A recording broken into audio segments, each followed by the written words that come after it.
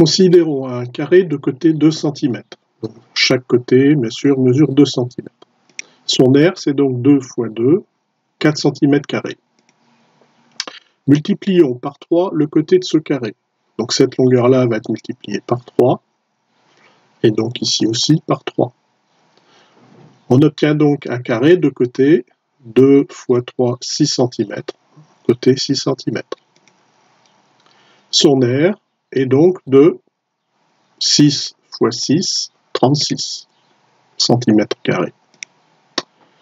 On a donc l'aire numéro 2, c'est-à-dire l'aire de ce grand carré, qui est égal à 9 fois l'aire du petit carré. On voit bien qu'il y a 9 fois le petit carré. Et ce 9, qu'est-ce que c'est ce 9? Ben, en fait, ce 9, c'est le carré de 3, c'est-à-dire le nombre par lequel on a multiplié la longueur du carré. Donc 9 fois l'aire de départ. Quand on est passé de cette figure à celle-ci, on a fait ce que l'on appelle un agrandissement de coefficient 3, c'est-à-dire que la longueur du carré a été multipliée par 3. Par contre, on obtient une nouvelle figure qui a une aire qui, elle, était non pas égale à 3 fois l'aire de départ, mais à 9 fois l'aire de départ, c'est-à-dire 3 au carré fois l'aire de départ.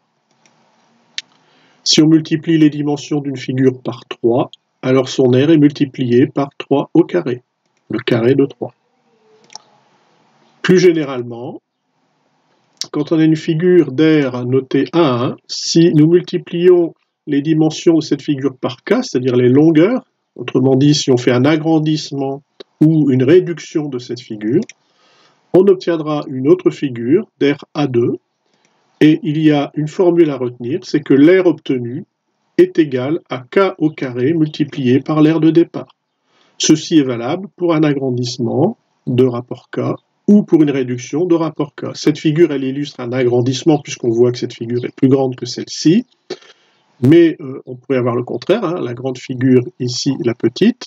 Dans ce cas-là, on aurait une multiplication par un nombre k inférieur à 1 pour avoir une réduction. Je rappelle au passage donc en fait que lorsqu'on multiplie par un nombre k plus grand que 1, on fait un agrandissement, et quand on multiplie par un nombre k inférieur à 1, on fait une réduction. L'aire obtenue est égale au carré du coefficient d'agrandissement ou de réduction multiplié par l'aire de départ.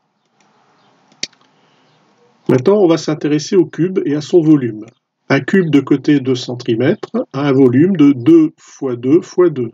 R de la base, un carré de 2 sur 2, 2 fois 2, multiplié par hauteur, qui vaut 2 aussi, donc 8 cm3.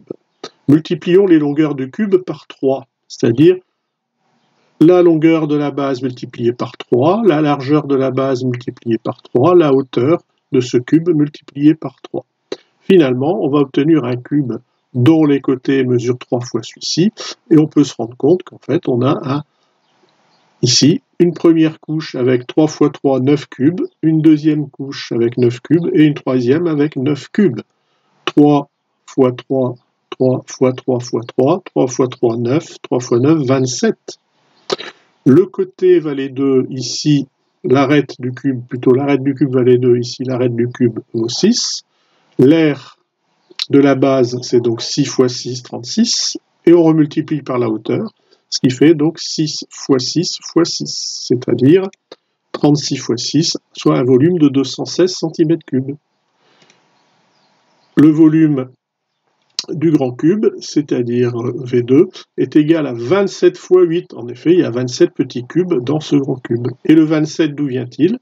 Ben, c'est 3 au cube, c'est-à-dire le coefficient d'agrandissement au cube. 3 au cube, 3 fois 3 fois 3, 27. Si on multiplie les dimensions d'un solide par 3, alors son volume est multiplié par 3 au cube, lui.